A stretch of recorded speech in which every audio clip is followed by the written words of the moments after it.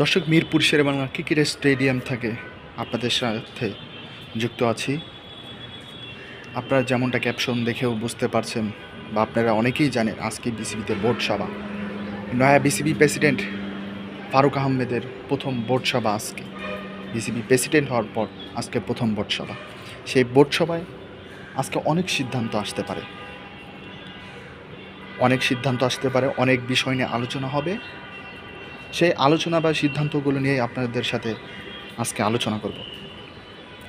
প্রথমেতে আমরা জানি বিসিবির যে 24-25 জনের যে একটা পরিচালনা বিভাগ আছে, পরিচালক আছেন, তাদের মধ্যে প্রায় 13 জনের পরিচালক কিন্তু এখন পর্যন্ত অনুপস্থিত। অর্থাৎ এই সরকার পতন হওয়ার পর তারা কিন্তু এখন পর্যন্ত অনুপস্থিত আছেন। এখন পর্যন্ত কিন্তু বিসিবিতে আসে না। 7 থেকে 8 জন পরিচালক ব্যতীত তারা কিন্তু বিসিবিতে আসেন না।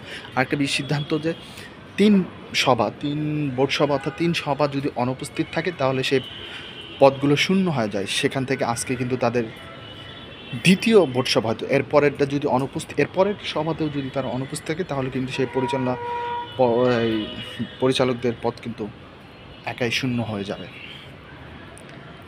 তবে তার আগে আজকের বোর্ড সভায় হয়তো 2-3 জন পরিচালক পদত্যাগ করতে পারেন, পদত্যাগপত্র জমা দিতে পারেন, এমনটিও ধারণা করা হচ্ছে। আর কিছু জায়গায় কিছু পরিচালনা বিভাগে হয়তো দায়িত্বটা দিতে পারেন অন্যান্য বর্তমান যারা উপস্থিত আছেন তাদের কাছে।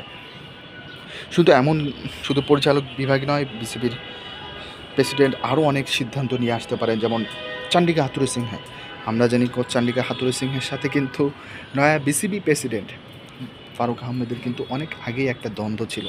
সেই দ্বন্দ্বটা হয়তো আজকে তাদের সাথে আজকে সেই হাথুরু সিংহেকে নিয়ে হয়তো অনেক চিন্তাভাবনা আসবে। তাকে সরানোর যে প্ল্যানটা, তাকে ছড়িয়ে ভালো একটা কোচ নিয়ে আসার প্ল্যান হয়তো তাকে নিয়ে আলোচনা হবে, নিয়ে আসার প্ল্যানও করবে। প্রয়োজন হলে চান্ডিকা হাথুরু সিংহেকে কিন্তু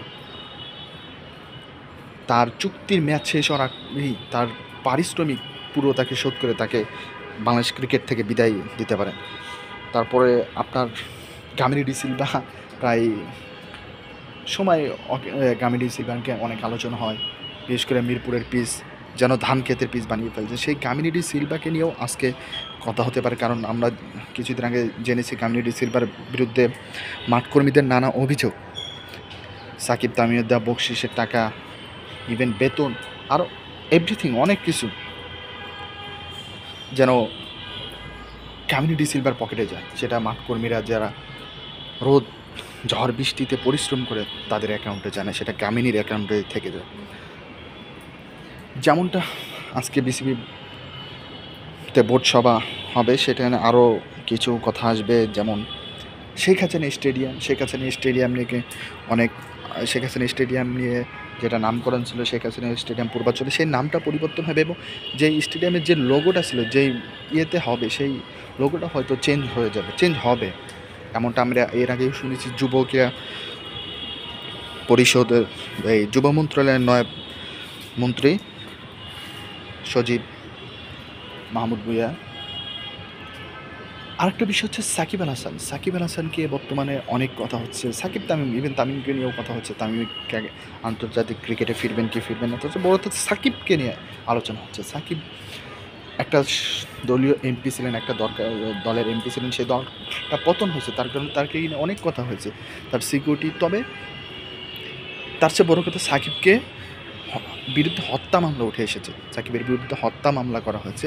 সেই জায়গা থেকে বিসিবি কী করবে? এই হত্যা মামলার আসামিকে বিসিবি রাখবে কি রাখবে না? তবে আমরা ইতিমধ্যেই দেখেছি সাকিবের পাশে কিন্তু অলরেডি বিসিবি পাশে থাকবেন, এমনটা শোনা যাচ্ছে। এবং সাকিবের পাশে কিন্তু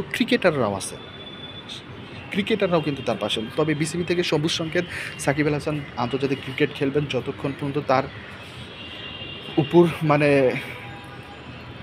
প্রমাণ না হয়, তার মামলার যে এটা যদি তা প্রমাণ না হওয়া পর্যন্ত সে ততক্ষণ পর্যন্ত আন্তর্জাতিক ক্রিকেটে খেলবে। যার security safety BCB, Bangladesh cricket board দেবে, এমনটাই বলা যাচ্ছে।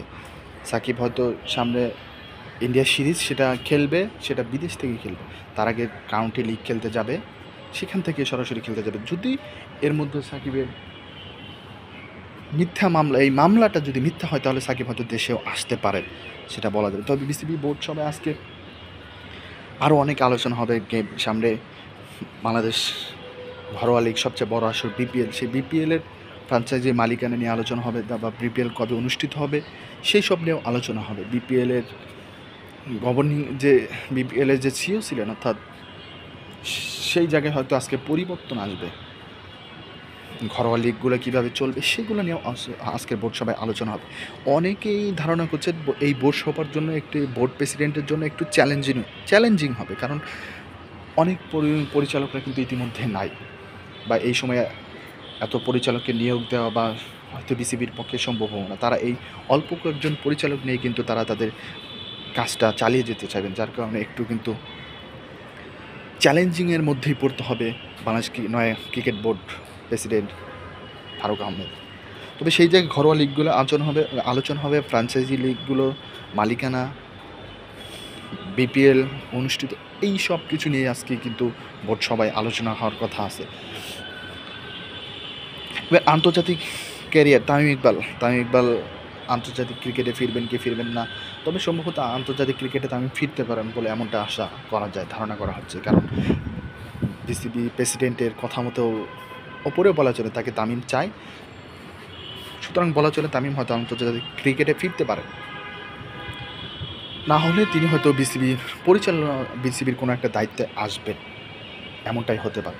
তবে আজকের বিসিবি বোর্ড মিটিংয়ে আসতে পারে অনেক সিদ্ধান্ত। হয়তো আজকে আমরা যতটুকু শুনেছি যে বিসিবিতে আজকে